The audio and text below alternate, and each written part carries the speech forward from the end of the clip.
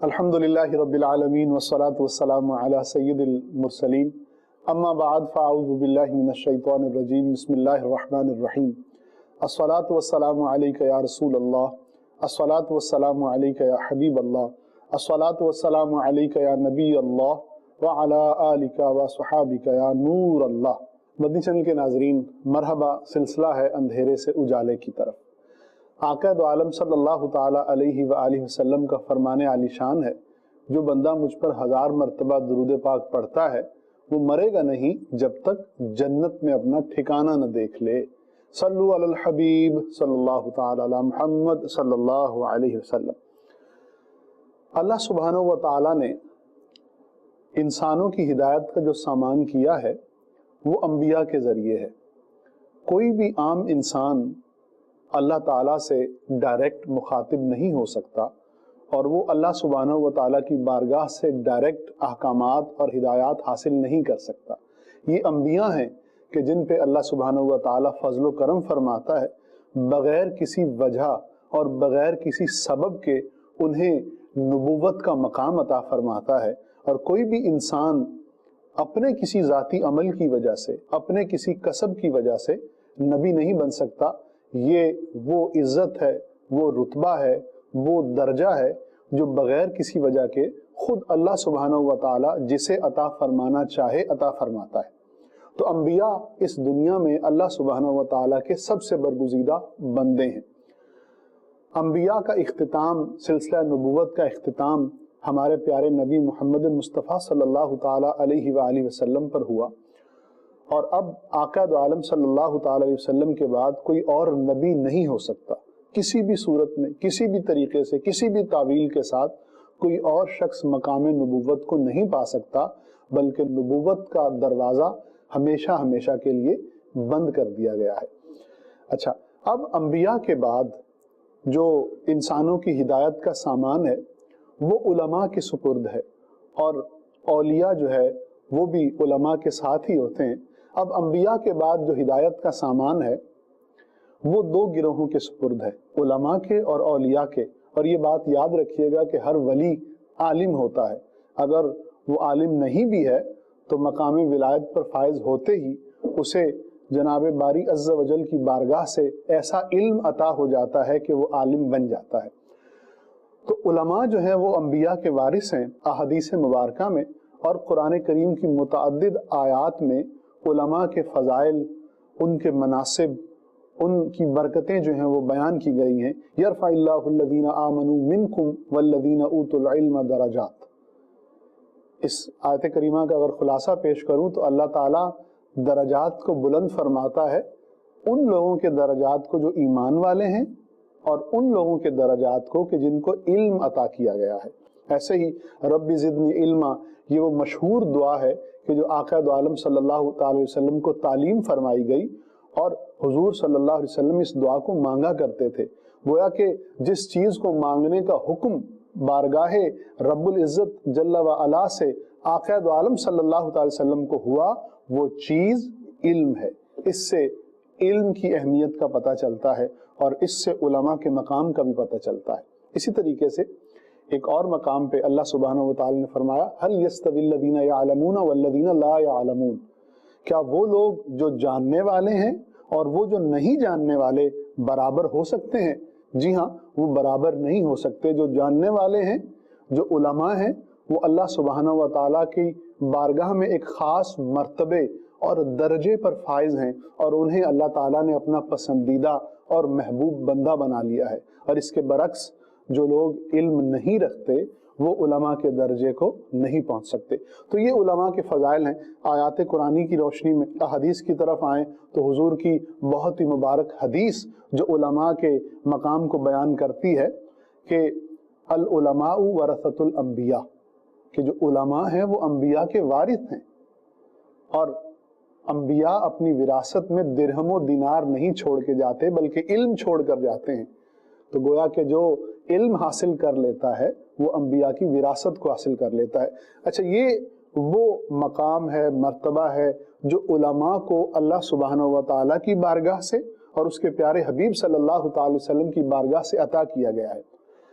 اب اس مقام اور مرتبے کے حوالے سے بہت سے لوگوں کو بہت سے شکوک و شبہات ہوتے ہیں، شاید ان کے اندر کا جو خبث باطن ہے وہ اس مقام اور مرتبے کو شاید برداشت نہیں کر پاتا۔ تو انشاءاللہ آج کچھ اس طرح کے سوالات ہوں گے جو یقیناً چبھتے ہوئے تو ہوں گے، لیکن ہمارے معاشرے میں جو ایک طرح کا انتشار پھیل چکا ہے کہ خود علماء کے خلاف اس امت مسلمہ ہی کے کچھ لوگ نادانی میں یا جان بوجھ کر ہرزہ سرائی کرتے ہیں، تو انشاءاللہ آپ کو ان تمام سوالات کے درجہ بدرجہ جوابات مل جائیں گے۔ اچھا، سب سے پہلا سوال میں جو آج کرنا چاہوں گا، علماء کا یہ جو مقام ہے، یہ جو اہمیت ہے، اس کی کیا وجہ ہے کہ انہیں اتنی اہمیت دی گئی ہے کہ انبیاء کے بعد ان کے مقام کو جو ہے وہ مقرر فرمایا گیا ہے؟ بسم اللہ الرحمن الرحیم۔ علماء کے جو فضائل ہیں وہ اس کے متعلق آپ نے آیات و احادیث تو کافی ساری پڑھی ہیں، جن سے بڑا واضح طور پہ پتہ چل جاتا ہے کہ علماء کی اللہ تعالیٰ کی بارگاہ میں کیا شان ہے، کیا مرتبہ ہے۔ اب ان کے اس شان و مرتبے کا سبب کیا ہے؟ تو دیکھیں، اس کے اسباب تو بہت سارے ہو سکتے ہیں، لیکن چند ایک ان میں سے میں عرض کرتا ہوں۔ ایک تو بڑی واضح سی بات ہے کہ اگر ہم ان لوگوں کے فضائل پڑھیں جو علماء کے علاوہ ہیں اور ان کے فضائل بیان کیے گئے، آپ کو اس کے اندر مجاہدین کے فضائل ملیں گے، آپ کو اس کے اندر عابدین کے فضائل ملیں گے، آپ کو اس کے اندر جو اچھے حکمران ہیں ان کے فضائل ملیں گے، اسی طرح جو انصاف کے ساتھ فیصلے کرنے والے لوگ ہیں، منصفین ہیں، قاضی ہیں، جج ہیں، ان کے فضائل ملیں گے۔ ان سب کے فضائل کے پیچھے وجہ کیا ہوتی ہے؟ وجہ یہ ہے کہ وہ اللہ تعالیٰ کے دین کی بقا میں اپنا کردار ادا کرتے ہیں۔ سبحان اللہ۔ اللہ تعالیٰ کے دین کو سر بلند کرتے ہیں، اس کے دین کی تبلیغ کرتے ہیں، اسے پھیلاتے ہیں۔ علماء کرام کی فضیلت کی سب سے بڑی وجہ یہی ہے کہ اللہ تعالیٰ کے دین کو جو عام کرنے والے ہیں، جو دوسروں تک پہنچانے والے ہیں، جو سکھانے والے ہیں، وہ علماء ہی۔ سبحان اللہ۔ ہم اگر دنیاوی مثالیں لیں تو 20 مثالیں مل جائیں گی۔ مثال کے طور پہ ایک استاد ہے جو ایک درجے کے اندر، ایک کلاس کے اندر پڑھاتا ہے، لیکن طلبہ پڑھتے ہی نہیں۔ اب اگر اسی کلاس کے اندر ایک لڑکا کھڑا ہو اور وہ تمام طلبہ کا ذہن بنائے، کوشش کرے کہ دیکھو یار ہمیں محنت کرنی چاہیے، ہمیں جو ہے وہ اپنی کلاس کا نام اونچا کرنا چاہیے، ہماری نیک نامی ہونی چاہیے، ہمارے اسکول کا جو ہے وہ ایک نام آنا چاہیے شہر کے اندر، اگر ایک طالب علم اس کے لیے بڑا کوشش کرے تو استاد کو بڑی خوشی ہوگی۔ سبحان اللہ، بے شک، کہ یار جو میں چاہتا ہوں وہ یہ کرتا ہے۔ اچھا، اسی طرح ایک اسکول ہے، اس اسکول کے اندر بہت سارے اساتذہ ہیں، لیکن ان میں ایک استاد وہ ہے جو دیگر اساتذہ کو بھی نظم و ضبط کے مطابق چلنے کی تلقین کرتا ہے، جو طلبہ کا بھی ذہن بناتا ہے، جو ان پہ محنت بھی کرتا ہے، جو اتنی محنت کرتا ہے کہ جس سے اسکول کا نام روشن ہو جاتا ہے۔ تو جو اس اسکول کا ہیڈ ماسٹر ہوگا یا جو پرنسپل ہوگا، اس کو بڑی خوشی ہوگی کہ یار ماشاءاللہ یہ جو ہے نا، یہ میرے اسکول کا نام روشن کر رہا ہے، تو الٹیمیٹلی جو ہے یہ میرا کام کر رہا ہے۔ اچھا، اسی طرح کسی ملک کے وہ افراد کہ جو ملک کا نام روشن کرتے ہیں، جو ملک کے اندر امن و امان کے لیے کوششیں کرتے ہیں، جو ملک سے فساد اور بد امنی کو ختم کرنے کی کوششیں کرتے ہیں، جو دوسروں کو سمجھاتے ہیں، تو انہیں ملک کے اندر ہیرو کے طور پہ لیا جاتا ہے کہ بھائی اس آدمی نے ملک کا نام روشن کیا، اس نے ہمارے ملک کا جھنڈا جو ہے وہ دوسرے ملکوں میں جا کے بلند کیا اور جھنڈا اس نے گاڑ دیا۔ اب عالم کا کردار کیا ہے؟ عالم کا کردار یہ ہے کہ عالم اللہ کے دین کے لیے سب کچھ کر رہا ہوتا ہے۔ وہ علم پڑھا رہا ہے تو یہ علم اس کا ذاتی نہیں ہے، یہ خدا کے دین کا علم ہے جو وہ پڑھا رہا ہے۔ سبحان اللہ۔ عالم جو دوسروں کو تبلیغ کرتا ہے، جو تلقین کرتا ہے، جو نیک بنانے کی کوشش کرتا ہے، یہ اس کی ساری کاوشیں جو ہیں یہ اللہ تعالیٰ کے دین کی سربلندی کے لیے۔ تو چونکہ اس کی کوششیں، اس کی کاوشیں اللہ تعالیٰ کے لیے ہیں، تو گویا اس نے اپنی زندگی اپنے لیے نہیں، خدا کے لیے وقف کی ہوئی ہے۔ بہت خوب۔ تو جب اس نے اپنی زندگی خدا کے لیے وقف کی ہے، خدا کے دین کے لیے وقف کی ہے، تو خدا کی بارگاہ میں اس کا مرتبہ اتنا ہی بلند ہے۔ اس لیے فرمایا گیا کہ فقیہ واحد اشد علی الشیطان من الف عابد۔ سبحان اللہ۔ ایک فقیہ شیطان پر 1000 عابد سے زیادہ بھاری ثابت ہوتا ہے، کہ شیطان کو ایک عبادت گزار سے اتنی تکلیف نہیں ہوتی جتنی ایک فقیہ سے ہوتی ہے، جتنی ایک عالم سے ہوتی ہے۔ وجہ یہ ہے کہ عابد تو اپنی تنہا عبادت میں لگ کر اپنی نجات اور اپنی فلاح کے لیے کوشش کرتا ہے، جبکہ عالم اپنے ساتھ دوسروں کی فلاح کی کوشش کرتا ہے۔ عالم خود شیطان کے وار سے بچتا ہے، دوسروں کو بچانے کی کوشش کرتا ہے۔ عالم خود اللہ تعالیٰ کی اطاعت کرتا ہے، دوسروں کو اطاعت کی ترغیب دیتا ہے، دوسروں کو سمجھاتا ہے اس کے بارے میں۔ تو لہذا شیطان کے لیے جو عالم ہے وہ زیادہ سخت ہے، وہ زیادہ شدید ہے، وہ زیادہ تکلیف دہ ہے۔ تو یہ ایک بنیادی ریزن ہے کہ جس کی وجہ سے عالم کا مرتبہ جو ہے وہ اللہ تعالیٰ کی بارگاہ میں بلند ہے۔ تو مینلی جو ہے وہ یہی وہ چیز ہے کہ جس کی وجہ سے عالم کا مرتبہ خدا کی بارگاہ میں بلند ہوتا ہے۔ مدنی چینل کے ناظرین، اگر اس پورے جواب کو سمیٹا جائے تو جو بنیادی نقطہ نکلتا ہے وہ یہ ہے کہ علماء اس زمین پر اللہ تعالیٰ کے نمائندے ہیں۔ یہ جو بات کرتے ہیں یہ قرآن و حدیث کی روشنی سے جب بات کرتے ہیں تو وہ بات اللہ اور اس کے رسول ہی کی ہوتی ہے۔ ان کی عزت کرنا دراصل اللہ اور اس کے رسول صلی اللہ علیہ وسلم کے پیغام کی عزت کرنا ہے، اور ان کے دیے ہوئے پیغام کو جو قرآن و حدیث کی روشنی میں ہو اس کو ٹھکرا دینا یا اس کا استہزاء کرنا وہ اللہ اور اس کے رسول کے پیغام کا استہزاء ہوگا۔ اللہ سبحانہ و تعالی ہمیں علماء کی عزت کرنے اور ان کے دامن سے وابستہ رہنے کی توفیق عطا فرمائے۔ اچھا، یہاں پر ایک اور سوال صاحب وہ جو اٹھتا ہے یا جو ذہن میں آتا ہے وہ یہ ہے کہ یہ بہت سارے فضائل ہیں، قرآن پاک میں بیان ہوئے، احادیث میں بیان ہوئے، یہ ایسا ہی ہے، علماء کے فضائل ہیں، بالکل علماء کی اہمیت ہے، علماء کو درجہ دیا گیا، لیکن یہ کون سے علماء؟ یعنی فرسٹ اسٹیپ تو کچھ لوگ مانتے ہیں کہ بھئی فرسٹ اسٹیپ بالکل قرآن و حدیث سے چونکہ وہ ثابت ہے اس لیے اس کے انکار کی کوئی ریزن بنتی نہیں ہے ان کے پاس، تو وہ کہتے ہیں کہ یہ تو وہ علماء تھے جو صحابہ میں علماء تھے، جو تابعین میں علماء تھے، جنہوں نے ایک ایک حدیث حاصل کرنے کے لیے اتنے لمبے سفر کیے۔ یہ تو وہ امام اعظم ابو حنیفہ تھے جو ساری رات عبادت کیا کرتے تھے۔ یہ تو وہ پرانے علماء جنہوں نے اتنی ساری جو ہے دین کی خدمت کی ہے، یہ وہ مراد ہے۔ یہ آج کل کے جو علماء ہیں یہ اس سے مراد نہیں ہے۔ تو گویا وہ فرسٹ اسٹیپ کو مانتے ہیں اور آگے آ کر یہاں آج کل جو علماء ہیں جو دین کی خدمت میں مصروف ہیں ان کا ٹوٹلی جو ہے وہ ڈینائی کر دیتے ہیں اور سمجھتے ہیں کہ ان کی کوئی اہمیت نہیں ہے۔ تو کیا یہ اسی طرح ہی ہے؟ دیکھیے اس کی وجہ پتہ کیا ہوتی ہے؟ ایک تو اس کی وجہ یہ ہوتی ہے کہ وہ جو پرانے علماء ہیں نا، یعنی صحابہ، تابعین، ان کے بعد والے، ان میں سے کوئی آ کے آج کے لوگوں کو سمجھا نہیں سکتا۔ جتنے بھی آج کے سیکولرز ہیں یا علماء دشمن ہیں یا علماء پر اعتراض کرنے والے ہیں، چونکہ ان میں سے کوئی آ کے ان کو نہیں سمجھائے گا، تو اس لیے یہ ان سے خوش ہیں کہ بھئی ٹھیک ہے، انہوں نے نہ جا کے سمجھانا ہے اور نہ ہم سے انہوں نے بات کرنی ہے، تو ان سے خوش ہیں یہ۔ اور آج کے جو ان کے برے اعمال کے اوپر انگلی اٹھاتے ہیں اور اس کے خلاف جو ہے وہ جہاد کرتے ہیں اور اس پر کلام کرتے ہیں، وہ ان کو برے لگتے ہیں۔ تو ویسے تو ریزن یہی ہوتا ہے، ورنہ جو باتیں آج کے علماء کرتے ہیں کیا یہی باتیں پرانے علماء نے نہیں کی ہوئی؟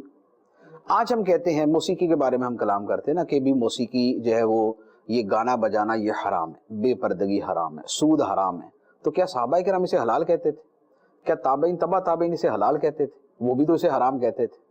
لیکن چونکہ ان کی تو کسی بات کو کسی انداز میں پیش کر سکتے، کسی بات کو کسی انداز میں پیش کر سکتے ہیں، لیکن آج کے علماء کی بات کو گھمانے کی کوشش کریں، وہ خود بول دیں گے بھائی صاحب میری یہ مراد یہ نہیں ہے، میری وہی مراد ہے جو اصل الفاظ کا مطلب ہے۔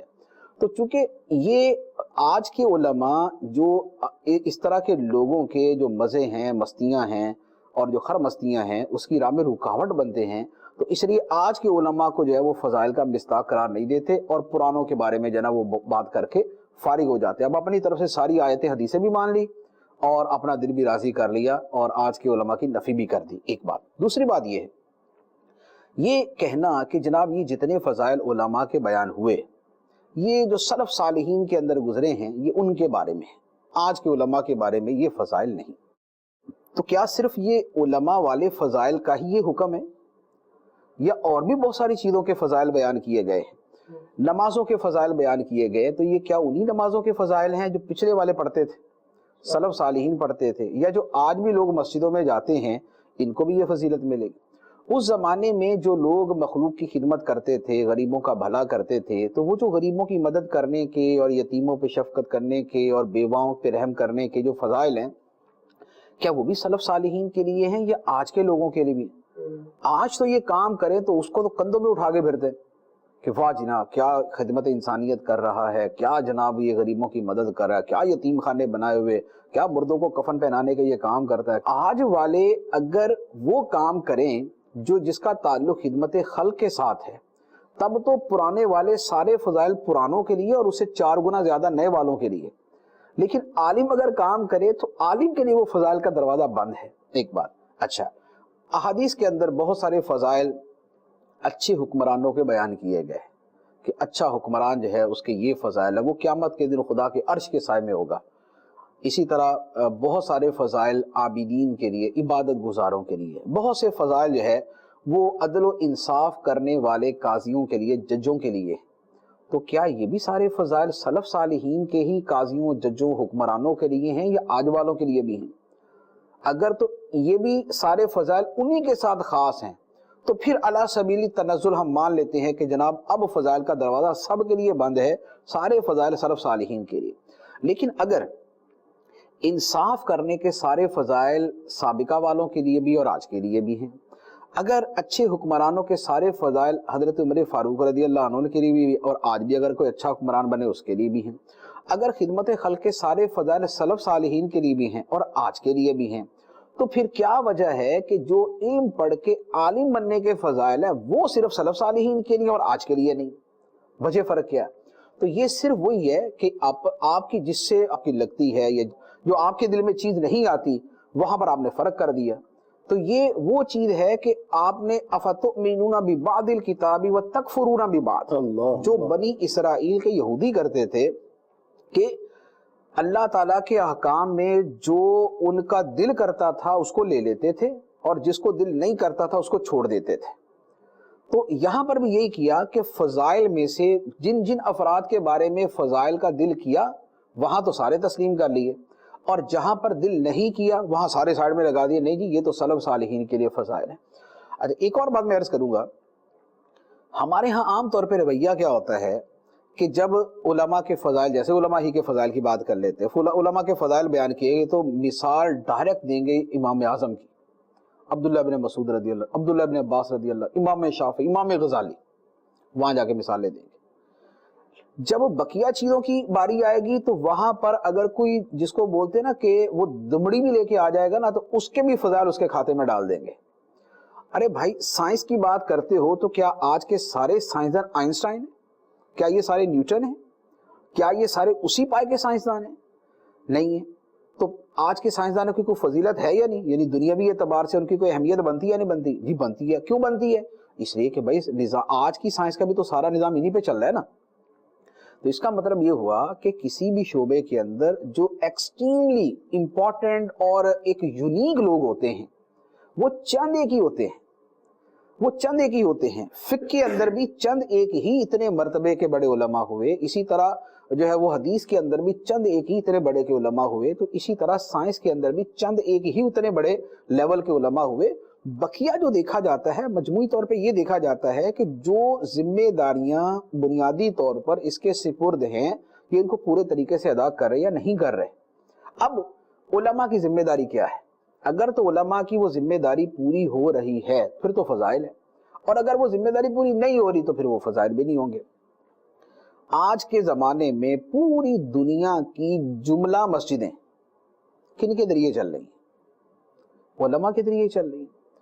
آج بھی پوری دنیا کے اندر قرآن کی تفسیریں اور قرآن کے درس کون دے رہے ہیں؟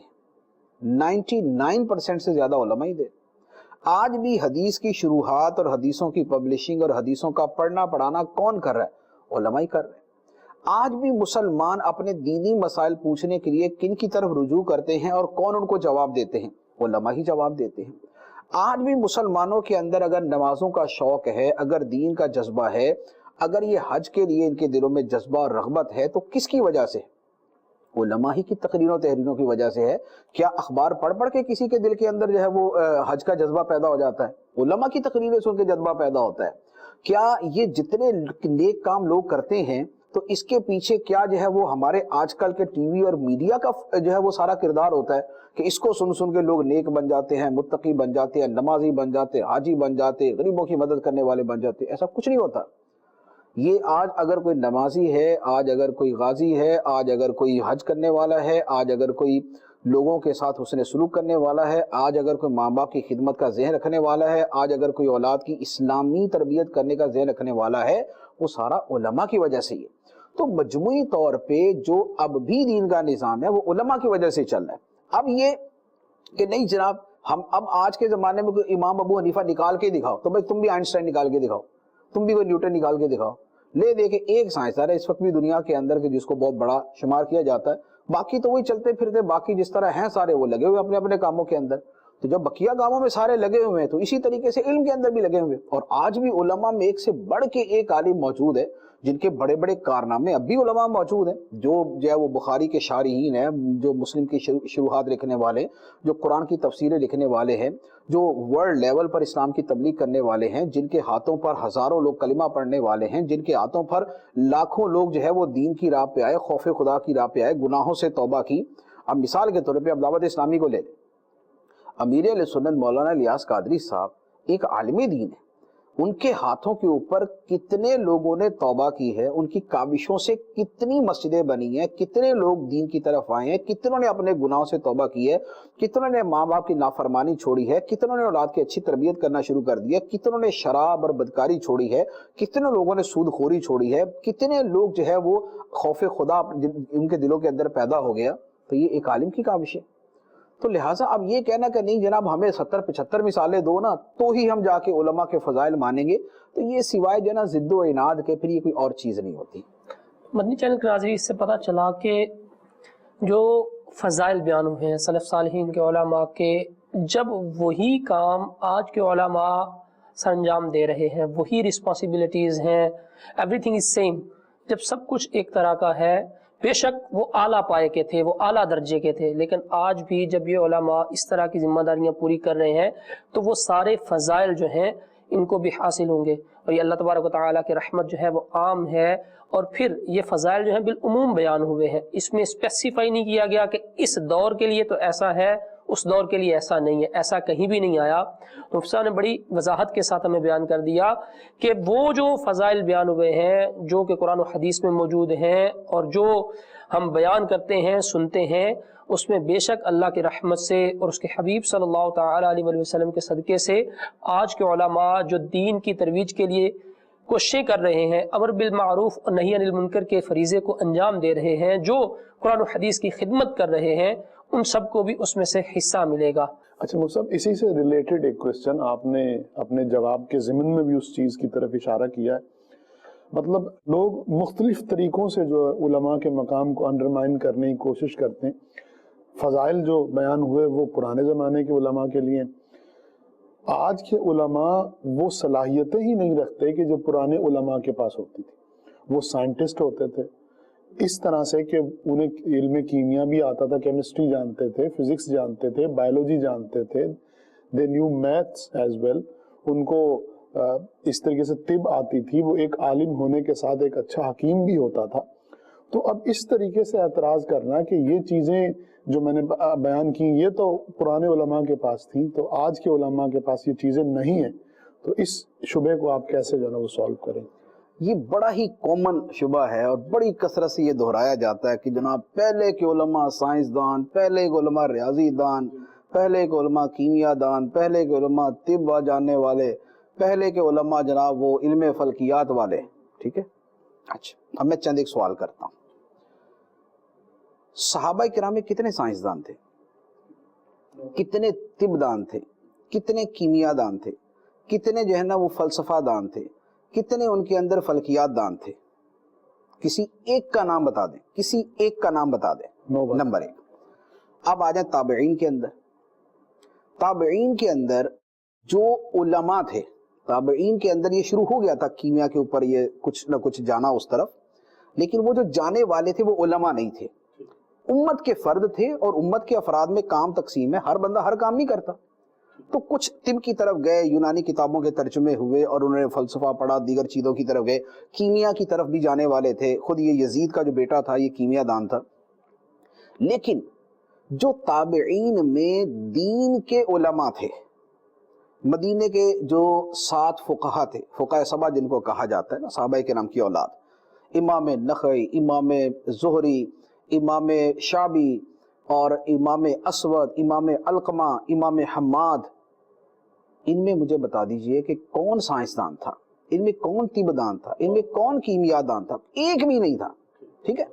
اچھا 4 اماموں کو ذرا لے لیں، امام ابو حنیفہ، امام مالک، امام شافعی، امام احمد بن حنبل، کون سائنسدان تھا ان میں سے؟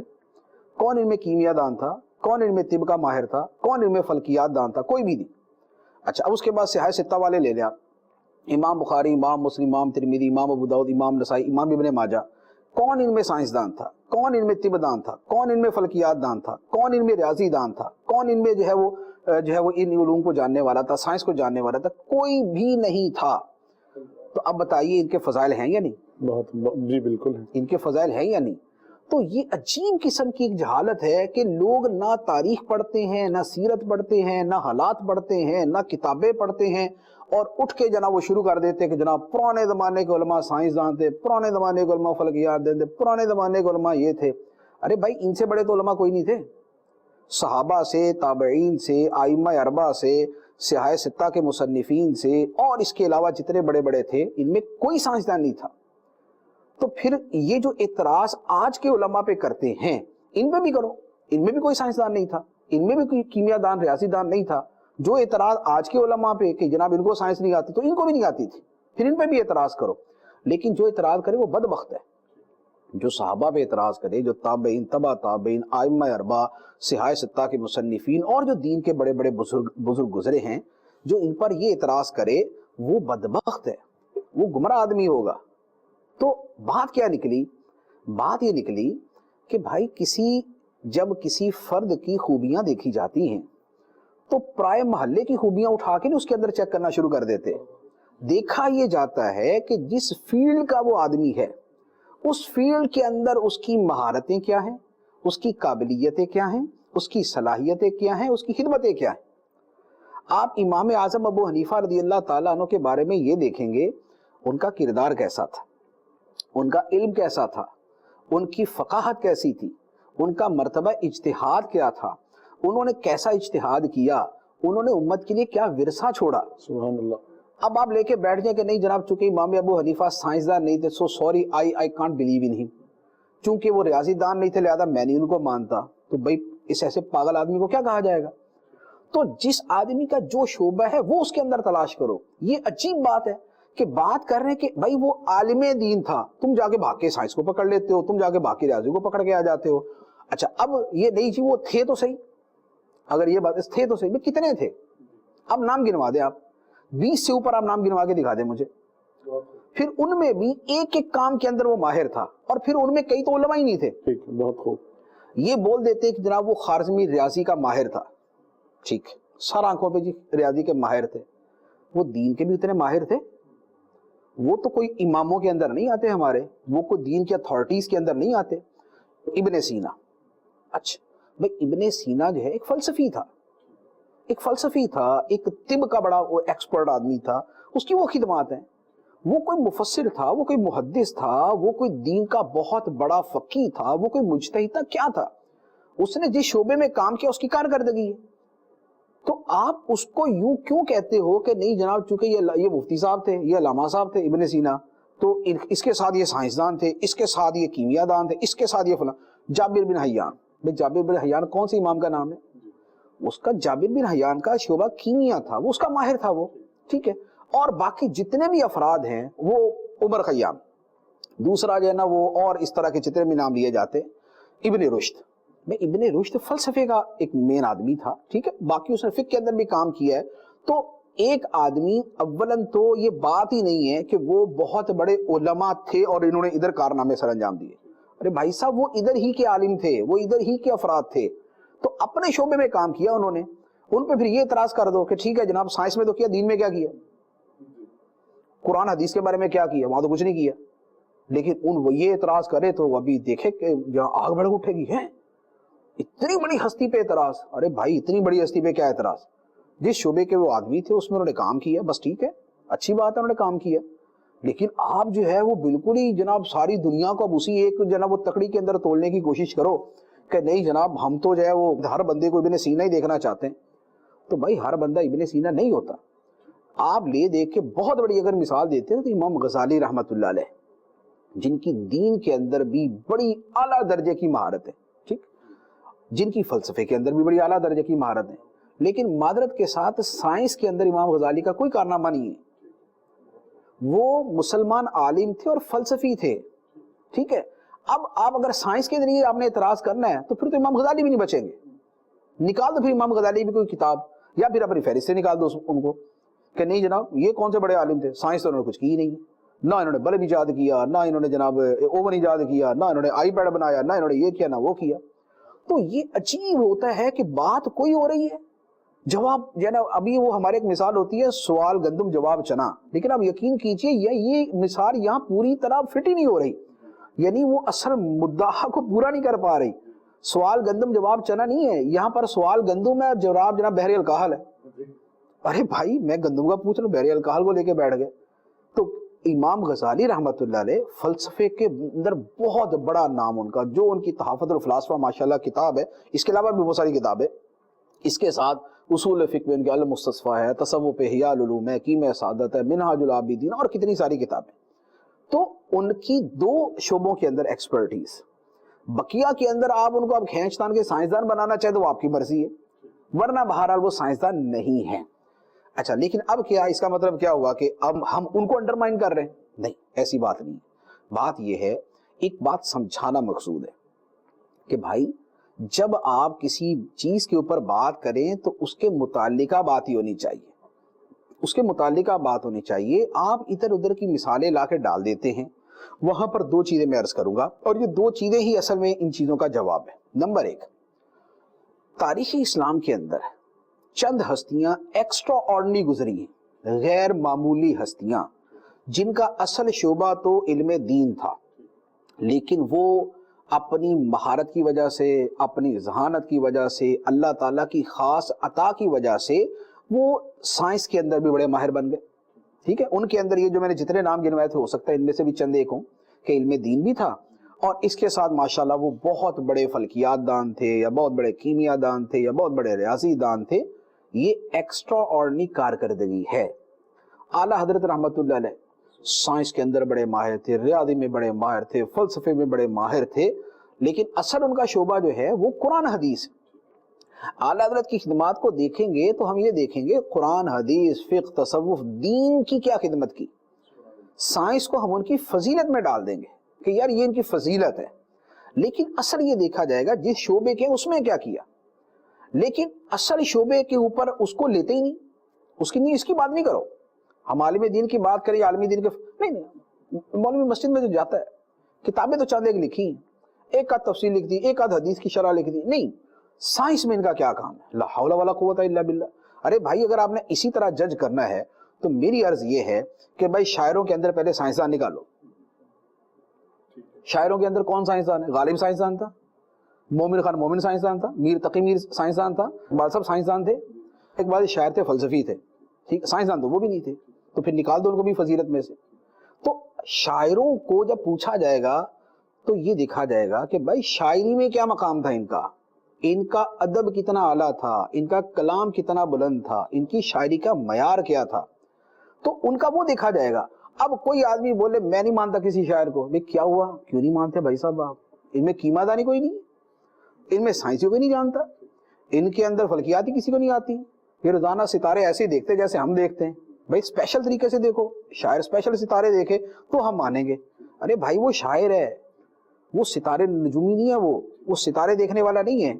اچھا صحافی ہے, آج تک کبھی ایسا میں نے سنا نہیں ہے کہ صحافیوں کے اوپر یہ سوال ہوا ہو کہ بھائی صحافی سارے کے سارے ناکارہ ہیں, بیکار ہیں. کیوں؟ اس لیے کہ سائنسدان کوئی نہیں ان میں سے. ایک دو سائنسدان بھی صحافی ہے نا, ٹھیک, وہ ان کی خوبی ہے, ان کی خوبی ہے وہ, لیکن وہ پہلے سائنسدان تھے, وہ بعد میں صحافی بن گئے کہ اس پہ بھی لکھنا شروع کر. لیکن کوئی صحافت سے سائنسدان بن گیا ہو تو چونکہ صحافیوں کا سائنس نہیں آتی, چونکہ ان کو ریاضی نہیں آتی, چونکہ ان کو فلکیات نہیں آتی, چونکہ ان کو کیمیا نہیں آتا, چونکہ ان کو کیمسٹری نہیں آتی, لہذا سب بیکار ہے. تو اگر تو آپ اس کو تسلیم کرتے ہو تو ٹھیک ہے, پھر علماء کے حوالے سے بھی یہ بات کر لو. لیکن علماء اب صحافت میں آپ بول رہے ہیں نہیں صحافتی خدمات، ارے تو حضور والا عالم کی بھی دیکھیں عالمانہ خدمات، اس کی بھی دیکھیں دینی خدمات، اس کی بھی دیکھیں قرآن و حدیث کی خدمات۔ آپ سیاستدان کو لے کے بیٹھ جائیں کہ جناب سیاستدانوں کے سائنسدان نہیں گزرا، ارے بھائی وہ سیاستدان ہے، وہ سائنسدان نہیں ہے۔ سیاستدان کی خوبی یہ دیکھی جائے گی، حکمران کی خوبی یہ دیکھی جائے گی اس نے ملک کے لیے کیا کیا۔ یہ صحافی میں یہ دیکھا جائے گا اس نے اپنے قلم کا جو وہ لحاظ ہوتا ہے وہ رکھا یا بیچا، یہ لفافہ صحافی تھا یا ڈھنگا صحافی تھا۔ سیاستدان کو دیکھا جائے گا، حکمران کو دیکھا جائے گا اس نے ملک کو ڈھنگ سے چلایا یا یہ کرپشن کا بادشاہ تھا۔ تو اب ایک حکمران ہو، اس نے بیچارے نے ملک کے لیے دن رات ایک کر دیا، اس نے پورے ملک کا مثال کے طور پہ اس نے تعلیم ٹھیک کر دی، اس نے جو وہ صحت کا شعبہ ٹھیک کر دیا، اس نے انفراسٹرکچر ٹھیک کر دیا، اس نے جو ہے نا وہ جاب اپارچونٹیز دے دی، لوگوں کو روزگار ملنا شروع ہو گیا۔ سب کچھ کرنے کے بعد اب ایک کسی طرح کا بیوقوف کھڑا ہو کے سوال کرے، لو جی سائنسدان تو ہے ہی نہیں ہے، کیمیا تو اس کو آتا نہیں ہے، لوگ اس کو بولیں گے، اس کے ذہنی توازن پہ شک کرنے والی بات ہے نا، اس کے ذہنی توازن درست نہیں ہے اس کا۔ تو حکمران کو جب اس کی آپ حاکمیت کے پیمانے پہ جانچ رہے ہیں، جب صحافی کو اس کی صحافت کے پیمانے پہ جانچ رہے ہیں، جب آپ پروفیسر کو اس کی سائنس نہیں بلکہ اس کی پروفیسری اور اس کی ایکسپرٹیز کے اوپر آپ جانچیں گے، جب آپ جو ہے وہ ججوں کو ان کو سائنس آتی یا نہیں آتی نہیں، ان کے فیصلوں کے اوپر آپ جانچیں گے، تو پھر عالم دین کی مرتبہ کیا ہوتا ہے کہ نہیں عالم دین کی مرتبہ چیخے مارنا شروع کر دیتے کہ نہیں جناب سائنسدان کیوں نہیں ہے، کیمیا دان کیوں نہیں ہے، ریاضی دان کیوں نہیں ہے، طب دان کیوں نہیں ہے، فلاں دان کیوں نہیں ہے۔ تو یہ سارے کا سارا جو ہے نا یہ بالکل باطل قسم کا سوال ہوتا ہے۔ لیکن حیرت کی بات یہ ہے کہ بظاہر پڑھے لکھے، بظاہر ڈگری ہولڈر، بظاہر پی ایچ ڈی کیے ہوئے لوگ لکھتے ہوئے گھما پھرا کے جناب وہ عالم کے اوپر آ جائے گا، لیکن عالم ہمارے سائنسدان نہیں ہیں۔ پہلے کے مدرسے سائنسدان پیدا کرتے تھے، آج کے مدرسے سائنسدان پیدا نہیں کرتے۔ بھائی پہلے کون سے مدرسے پیدا کرتے تھے آپ بتا دیں ذرا۔ ہم نے تو مدرسوں کی ہسٹری پڑھی ہے، اس میں لے دے کے یہ مدرسوں کے جو 4-5 افراد ہیں وہ تھے۔ نظامیہ کا ایک مدرسہ تھا، بھی نظامیہ کے مدرسے میں وہ 2-4 افراد ہیں جنہوں نے اپنے ذاتی شوق سے یہ سارا کچھ حاصل کیا۔ تو پتہ نہیں کہاں سے لے آئے نظامیہ کے مدرسے سے، کتنے سائنسدان نکلے ہوئے آپ بتا دیں ذرا۔ نظامیہ کے مدرسے سے، بغداد کے مدرسے سے، قاہرہ کے مدرسے سے کتنے جو ہے وہ ریاضی دان نکلے ہوئے، کتنے کیمیا دان نکلے ہوئے۔ وہ مدرسے دین کی تعلیم کے لیے تھے، وہ سائنس کے لیے نہیں تھے۔ شعبے جدا ہے، دنیا اتنی وسیع ہے، علوم اتنے تنوع آ چکا ہے، اتنی کثرت ہے، اتنی ورائٹی ہے، ہر چیز کو جدا گانا دیکھیں آپ ایک اردو کا پروفیسر ہے، اب اس کو اردو کا بیچارہ پروفیسر پورے ملک کے اندر اس نے اردو پڑھا کے پاگل ہو گیا، اس کو بولے کہ جناب اس کو سائنس تو آتی نہیں ہے۔ ایک آدمی انگلش کا ایکسپرٹ ہے، لٹریچر کے اندر وہ شیکسپیئر کو رٹے مار کے اور پڑھا کے اس کی 70 سال کی زندگی گزر گئی، آخر میں بولو اس کا کیا جائے، یہ بندہ ہے کوئی، اس کو سائنس تو آتی نہیں ہے۔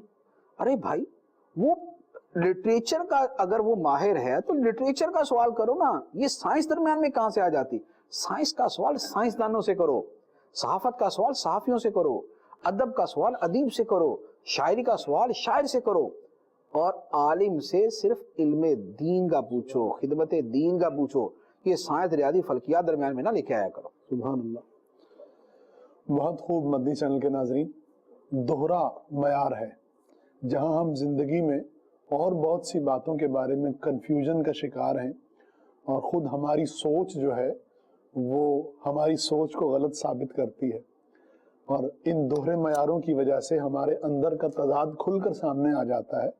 وہی چیز اس سوال کے بھی متعلق ہے کہ ایک عالم سے یہ ایکسپیکٹ کرنا کہ وہ سائنسدان بھی ہو، ایسا ہی ہے کہ آپ کسی اردو کے پروفیسر کے بارے میں یہ توقع لگا کر بیٹھے ہوں کہ وہ سائنسدان بھی ہو۔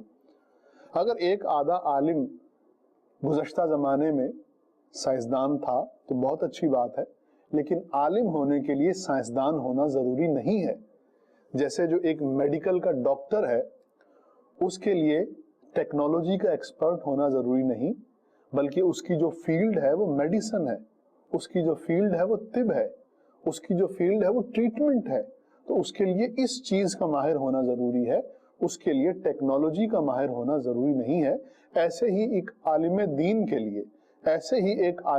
کے لیے عالم ہونا ضروری ہے، اور اس کی عالمانہ صلاحیتوں، اس کے علم اور اس کے علم کے مختلف زاویوں کو دیکھتے ہوئے اس کی علمی صلاحیت کا اندازہ لگایا جائے گا، نہ کہ یہ کہ ہم اس کی سائنٹیفک ایکسپرٹیز کو دیکھنا شروع کر دیں۔ اس میں ایک یہ بات بھی جو ہے نا وہ جو سر نے فرمائی اور آپ بھی اس طرح توجہ دے رہے ہیں، اس میں یہ بھی ہے کہ شاید ہم کہیں پر جا کر سائنس کو کہیں پتہ نہیں کون سا مرتبہ اور کون سی جو ہے نا وہ جگہ دے رہے ہیں، یعنی گویا کہ ہم قرآن و حدیث سے کہیں اوپر جا کر اس کو بٹھا رہے ہیں، نعوذ باللہ۔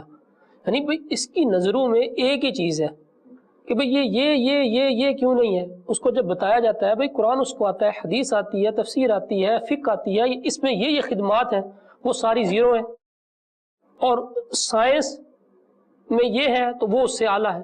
تو گویا کہ آج ہم اتنے مرعوب ہو چکے ہیں، اتنے ہم شکست خوردہ ہو چکے ہیں ایک طرح سے، اور یہ شکست خوردگی اور یہ مرعوبیت ہم اپنی جو قوم ہے اس میں بھی پھیلا رہے ہیں۔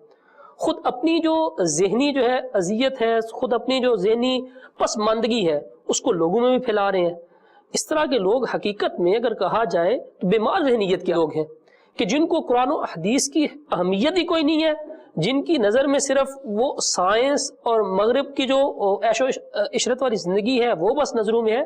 ایسا نہیں ہے کہ کوئی بھی سائنس کا یا ٹیکنالوجی کا یا اس طرح کا انکار کر رہا ہے۔ سب ایک اور سوال اس طرح کا کیا جاتا ہے، یہی لوگ اس طرح کے لوگ یہ بھی سوال کرتے ہوئے نظر آتے ہیں کہ بھئی علماء ہر معاملے میں کیوں جو ہے نا وہ بولتے ہیں، خدائی فوجدار بنے پھرتے ہیں، منع کرتے ہیں ہمیں کہ بھئی یہ غلط ہے، یہ صحیح ہے، یا اس طرح کی چیزیں کیوں بیان کرتے ہیں۔ ہمیں پتہ ہے، ہم بھی جانتے ہیں، اور یہ جو ہے نا وہ صحیح غلط بالکل ہمیں معلوم ہے، تو یہ ہر معاملے میں کیوں جو ہے نا وہ منع کر رہے ہوتے ہیں یا بیان کر رہے ہوتے ہیں، یا کہیں پر کسی لیول پہ جا کر ہمیں وہ سٹاپ کرنے کی کوشش کرتے ہیں۔ ہم جو کرنا چاہیں وہ کریں۔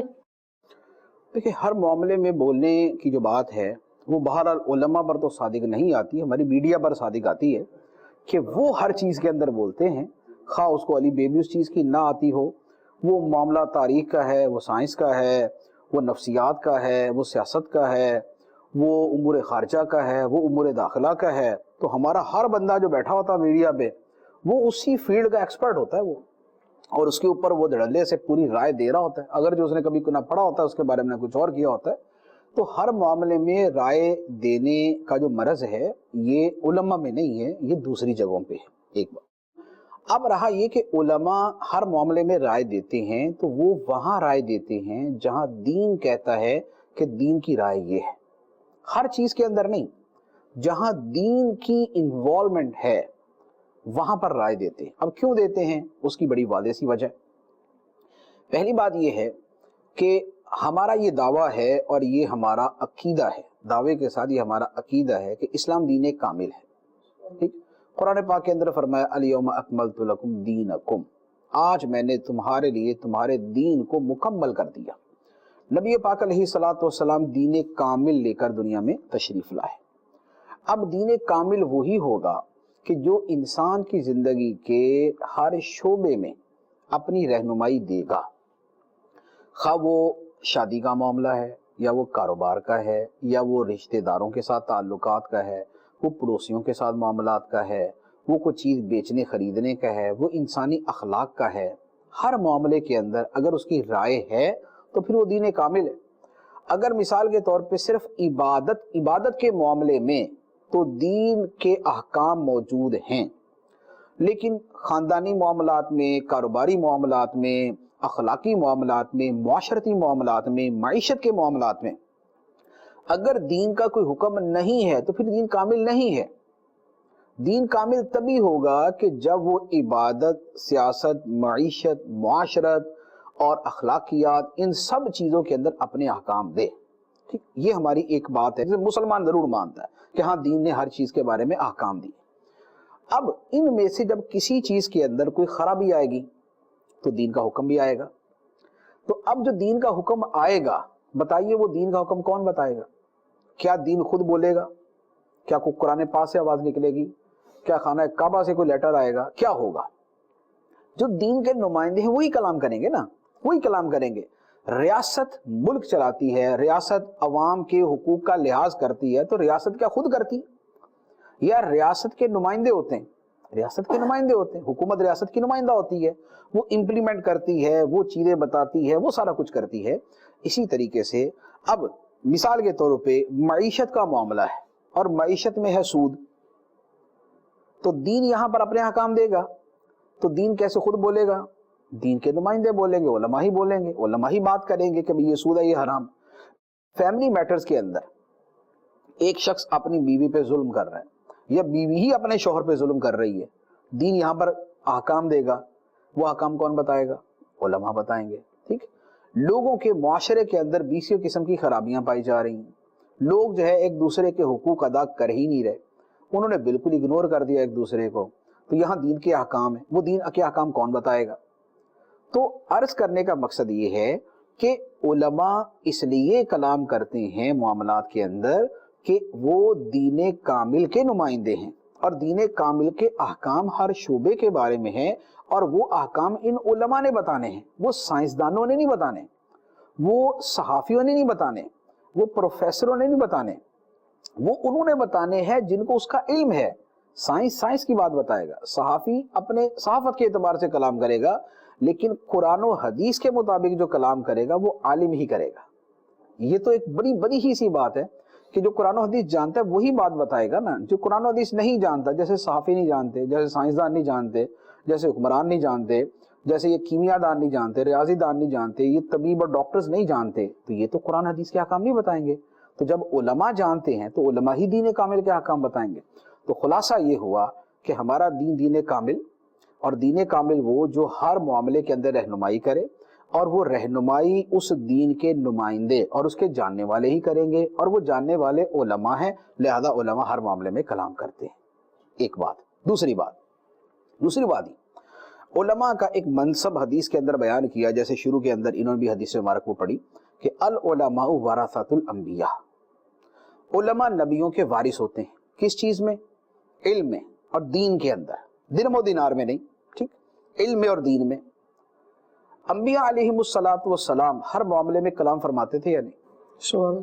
انہوں نے لوگوں کے عقائد بھی درست کیے, انبیاء علیہم السلام نے لوگوں کے عقائد بھی درست کیے, انہوں نے لوگوں کی اخلاقیات بھی درست کی کہ بھئی یہ کم تولنے والا کام نہ کرو, سود نہ کھاؤ. انہوں نے لوگوں کے کردار بھی درست کیے کہ بدکاری نہ کرو, یہ جو اغلام بازی ہے یہ نہ کرو. ٹھیک. انہوں نے لوگوں کے اپنے جو باہمی گھر کے معاملات ہیں ان کے اندر بھی ان کو تعلیمات دی. تو انبیاء علیہم الصلوۃ والسلام لوگوں کی رہنمائی کرتے تھے ہر معاملے میں, اور علماء جو ہیں یہ انبیاء کے وارث ہیں. تو اب یہ وارث کیا کریں؟ اسی کام کے لیے تو ان کو وارث بنایا گیا کہ جیسے انبیاء علیہ الصلوۃ والسلام لوگوں کی اصلاح ہر معاملے میں کرتے تھے, تو اے علماء تم نبیوں کے وارث ہو, تم بھی لوگوں کی اصلاح کرو ہر معاملے کے اندر. تو اب بتائیے کہ جب علماء ہر معاملے میں جہاں دین کی بات ہے وہاں پر کلام کرتے ہیں, تو یہ ان کو کرنا چاہیے یا نہیں کرنا چاہیے؟ کرنا چاہیے کہ بھئی نہیں کریں گے تو یہ تو منصب سے غداری ہے, نہیں کریں گے تو یہ منصب سے غداری. یہ قرآن پاک کے اندر بیان کیا گیا, ارشاد فرمایا لولا ینہاہم الربانیون والاحبار عن قولہم الاثم واکلہم السحت. فرمایا بنی اسرائیل کے لوگ حرام کھاتے تھے, رشوت کھاتے تھے, سود کھاتے تھے. فرمایا حرام کھاتے تھے ایک, دوسری بات وہ گناہ کی بات کرتے تھے, گالی دینا, جھوٹ بولنا, وعدہ خلافی کرنا, اور جو ہے اللہ کی آیتوں میں ہیر پھیر کرنا, وہ یہ کرتے تھے. اب جب معاشرے میں اور لوگوں میں یہ چیز تھی تو ان کے علماء نے اور ان کے پیروں نے جو درویش تھے ان کے, انہوں نے منع نہیں کیا. تو اللہ تعالیٰ نے کیا فرمایا, کیوں منع نہیں کیا؟ لولا ینہاہم الربانیون والاحبار عن قولہم الاثم واکلہم السحت. فرمایا یہ بنی اسرائیل کے جو علماء تھے, کتاب کا علم رکھنے والے, اور جو ان کے درویش تھے, تصوف کی باتیں کرنے والے, انہوں نے لوگوں کو گناہ کی بات کہنے اور حرام کھانے سے کیوں نہیں روکا؟ تو اب اگر ہمارے علماء نہ کریں تو یہی فرمانا ہمارے علماء کے بارے میں ہوگا کہ اللہ تعالیٰ اگر علماء معاشرے میں برائیاں دیکھیں, وہ دیکھ رہے بے حیائی پھیل رہی ہے, دیوسیت پھیل رہی ہے, بے پردگی پھیل رہی ہے, کیٹ واک ہو رہی ہے, فیشن شو ہو رہے, میوزیکل شو ہو رہے, کنسرٹ ہو رہے, گانے باجے ہو رہے ہیں, اور جو ہے وہ سارے جو ہے نا وہ گناہ کے مشورے ہو رہے، ظلم ہو رہا ہے، لوگوں کے حقوق تلف ہو رہے، لوگ بے دینی کی طرف جا رہے، دین سے دور ہو رہے، دین کے اوپر کلام کر رہے، نماز نہیں پڑھ رہے، زکوٰۃ نہیں دے رہے، حج نہیں کر رہے، فرائض نہیں ادا کر رہے، ماں باپ کی خدمت نہیں کر رہے، علماء خاموش بیٹھے رہے۔ اگر وہ خاموش بیٹھے رہیں گے، لوگ سود کھا رہے ہیں، لوگ رشوت لے رہے ہیں، معاشرہ رشوت کے اندر ڈوبا ہوا، معاشرہ جو ہے وہ لوگوں کو جو ہے وہ باطل اور مردود قسم کی چیزیں کھلانے کے اندر ڈوبا ہوا، ملاوٹ ہے، حرام خوری ہے، ذخیرہ اندوزی ہے، پتہ نہیں کیا کیا ہو رہا ہے، علماء خاموش بیٹھے رہے۔ تو اللہ تعالیٰ کا قرآن فرمائے گا کیوں نہیں منع کرتے یہ علماء، کیوں نہیں منع کرتے لوگوں کو حرام کھانے سے اور گناہ کی بات کہنے سے؟ تو بتائیے، یہ گناہ کی بات سے روکنا، یہ معاملات میں کلام کرنا، یہ خدا کا حکم ہے، یہ نہیں کریں گے تو پکڑے جائیں گے، یہ نہیں کریں گے تو پکڑے جائیں، یہ کریں گے تو ہی ان کی بچت ہے، تو ہی ان کی نجات ہے، تو ہی اپنے منصب کے حقدار ہیں۔ اگر یہ اپنے منصب کے تقاضے ہی پوری نہیں کر رہے تو پھر یہ منصب سے بے وفائی کر رہے ہیں، اور پھر اس کا انجام پتہ کیا ہوگا؟ اس کا انجام وہ ہے جو اللہ تعالیٰ نے قرآن پاک کے اندر بیان فرمایا، لعن الذین کفروا من بنی اسرائیل علی لسان داؤد و عیسی ابن مریم۔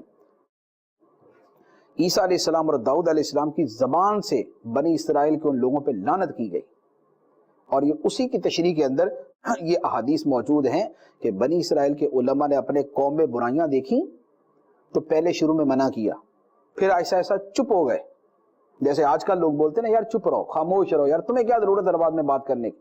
تو اس زمانے کے علماء خاموش ہو گئے، برائیاں دیکھتے تھے کہ ٹھیک ہے یار کر رہے، لیکن دور رہتے تھے لوگوں سے، پھر آہستہ آہستہ ان سے گلا ملنا شروع ہو گئے کہ چلے یار ہیں تو اپنے لوگ نا، اپنے ہم وطن ہیں، اپنے ہم قوم ہیں، ملنا شروع ہو گئے۔ پھر آہستہ آہستہ جب ان کے ساتھ ہم پہ اللہ ہم نوالا ہوئے تو اللہ تعالیٰ نے ان کے علماء کے دل بھی ان کی عوام جیسے کر دی، اور پھر سب کو اکٹھے کر کے سب پہ لعنت کی۔ تو یہ علماء کا فرض ہے، یہ علماء کا منصب ہے، یہ علماء کی ذمہ داری ہے۔ ہمارے لیے اللہ تعالیٰ نے قرآن پاک میں واضح طور پہ فرمایا کنتم خیر امتی اخرجت للناس تأمرون بالمعروف وتنہون عن المنکر، تم بہترین امت جو لوگوں کے لیے ظاہر کی گئی، نیکی کا حکم دیتے ہو اور برائی سے منع کرتے ہو۔ تو یہ امر بالمعروف اور نہی عن المنکر یہ ہمارا فریضہ ہے، یہ ہمارا منصب ہے، یہ علماء کی ذمہ داری ہے۔ وہ عالم ہی خدا کی بارگاہ میں ناپسندیدہ ہے کہ جس کے سامنے فتنے ہو رہے، تباہیاں ہو رہی، گناہ ہو رہے، معاشرہ تباہ ہو رہا ہے، اور وہ گنگا شیطان بن کے بیٹھا ہوا۔ حدیث مبارک میں واضح الفاظ یہ ہے، فرمایا الساکت عن الحق شیطان اخرس، کہ حق بیان کرنے سے چپ رہنے والا گنگا شیطان ہے، وہ عالم نہیں ہے۔